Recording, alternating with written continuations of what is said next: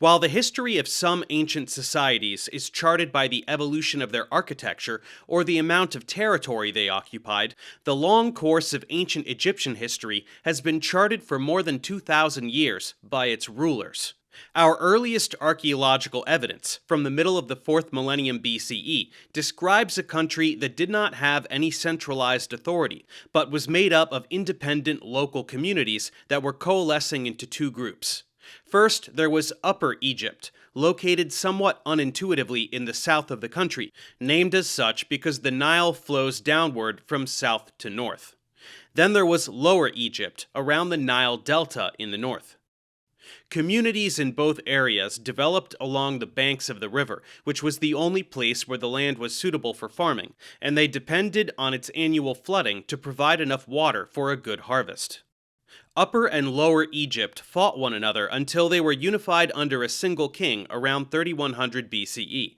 This king, called Narmer, was the first to wear the double crown, the white crown of the south and the red crown of the north, which symbolized the unification of the two regions under a single ruler.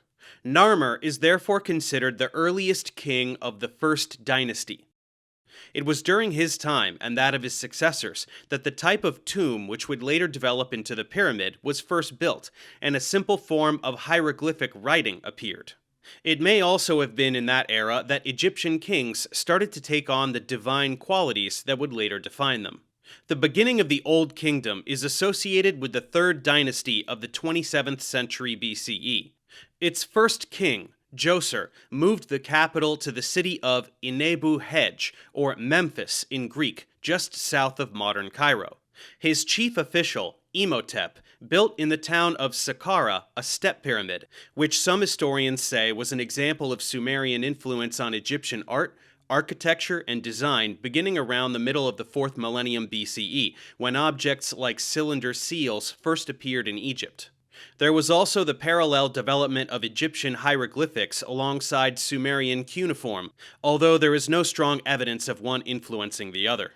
Both systems began as simple drawings that represented the objects they depicted, and evolved into characters that could either represent the syllables of words or symbolize entire ideas. But cuneiform is the older of the two systems, and while it took centuries to develop in Mesopotamia, the appearance of hieroglyphics at the end of the 4th millennium was relatively sudden. Our information about the early kings and their activities comes from the inscriptions carved on the walls of their tombs and palaces, as there are no other written records from this period of Egyptian history.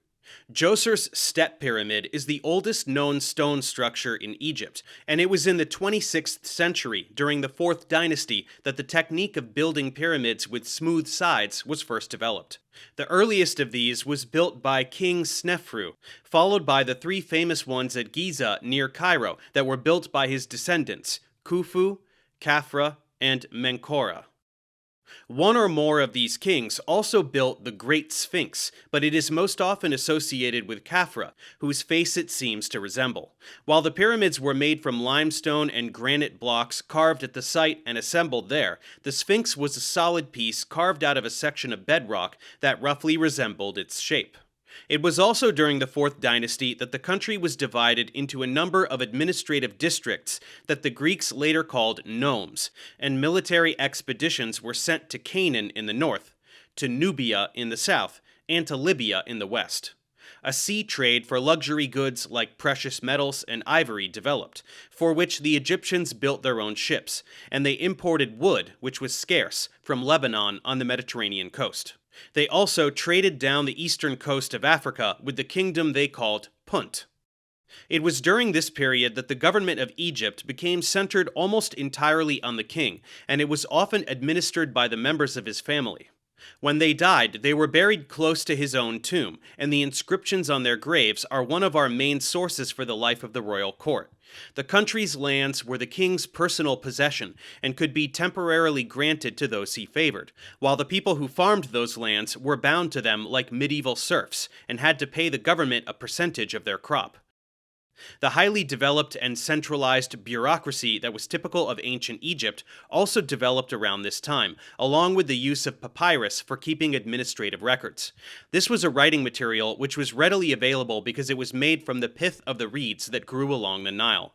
The script used for these records, which first appeared around 3000 BCE, was a cursive form of hieroglyphics adapted for writing with black or red ink.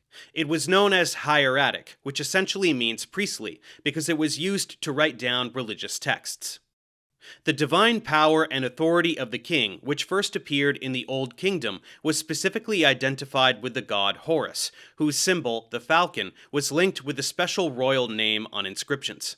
This Horus name was a title, different for each king, that was placed within a symbolic rectangle, above which perched the falcon.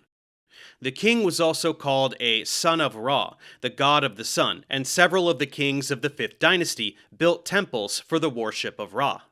While the king was considered both a god and human, it was the case that only he could appeal directly to the gods to ensure the well-being of the people, which was tied to the flooding of the Nile. The priests who served the cults of these gods were also crucial in ensuring their benevolence, which they did by bringing offerings, burning incense, and praying to them, though they did not minister directly to the people themselves. Our knowledge of the religious ideas of this period comes from the pyramid texts that were carved on the inner walls of the tombs built in the town of Saqqara, near Memphis, starting in the 5th dynasty. They are called funerary texts because their contents, which described what would happen to the deceased after they died, were intended to accompany them, like the objects placed in the tomb, into the afterlife. From the 5th dynasty, we find more and more of the tombs of governors of nomes who were unrelated to the king and were buried in an increasingly impressive style. This trend continued into the 6th dynasty of the 24th to 22nd centuries BCE, as these governors became independent of Memphis to the point that they started their own local dynasties and took over the duties of the other local officials who had been appointed by the king. The king's power during the 5th and 6th dynasties also suffered from the fact that a great deal of the government's wealth had been spent on building pyramids, while the priesthood of Ra, which was exempt from taxation and therefore able to amass a lot of wealth, was growing in influence. Then, starting around 2200 BCE, the entire region suffered years of drought, which was particularly hard on Egypt because it was so dependent on the annual flooding of the Nile to irrigate its farmlands. A series of civil wars began after the death of Pepi II in 2184 BCE. This period, in contrast with the nearly century-long reign of Pepi, saw 18 kings in the span of 20 years. After the end of the 8th dynasty in the mid-22nd century, power was split between two families that founded dynasties in the city of Waset, or Thebes, on the Nile in central Egypt, and in Heracleopolis, which was between Thebes and Memphis, as well as other smaller dynasties. The 100 or so years that followed, until the Middle Kingdom was established, are known as the First Intermediate Period. A text from centuries later, known as the Admonitions of Ipuwer, was at one point thought to have been composed during this time, as it describes a situation in which people are starving and political stability has vanished. Indeed, everywhere barley has perished and men are stripped of clothes, spice, and oil. Everyone says, there is none. The storehouse is empty and its keeper is stretched on the ground. A happy state of affairs.